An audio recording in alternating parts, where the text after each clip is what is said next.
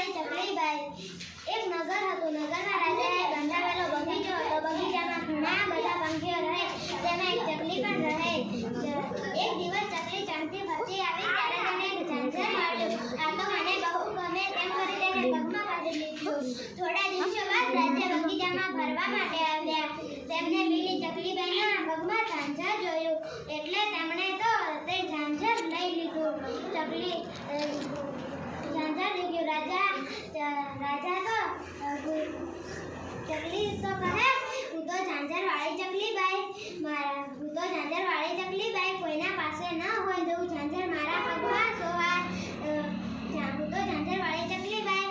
રાજા તો રોષે ભરાયો અને તેને તેનું ઝાંઝર લઈ લીધું। ચકલી તો કહે, રાજા તો ભિખારી, મારું ઝાંઝર લઈ લીધું, મેં તેને લેવા દીધું, મેં તેને કંઈ ન કીધું।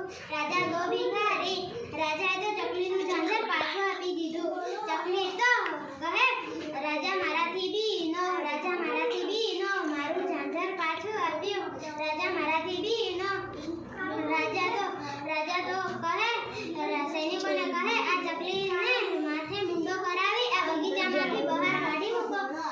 સૈનિકોએ તો ચકલીના માથે મુંડો કરાવી અને જેવા બગીચામાંથી બહાર કરવા મૂકે ત્યારે ચકલી વટમાં બોલી, હે રાજા, હું તારા માથે પણ મુંડો ન કરાવ તો મારું નામે ઝાંઝરવાળી ચકલીબાઈ નહીં। રાજા તો રોજના જેમ મંદિરે જાય। આજે પણ રાજા તો મંદિરમાં જાય, તેને ભગવાનને પોતાનું ભલું કરવાનું કહે અને કહે, હે ભગવાન, મારું ભલું કરજે। મંદિરમાં છુપાઈ ચકલી બોલી, હે રાજા, તારું ભલું નહીં થાય। રાજા કહે, કેમ ભગવાન, મારો શું ગુનો છે? મંદિરમાં છુપાયેલ ચકલી બોલી કે તારે એક સૈનિકને બોલાવી તારા માથે મુંડો કરાવ, પછી હું તને માફ કરું।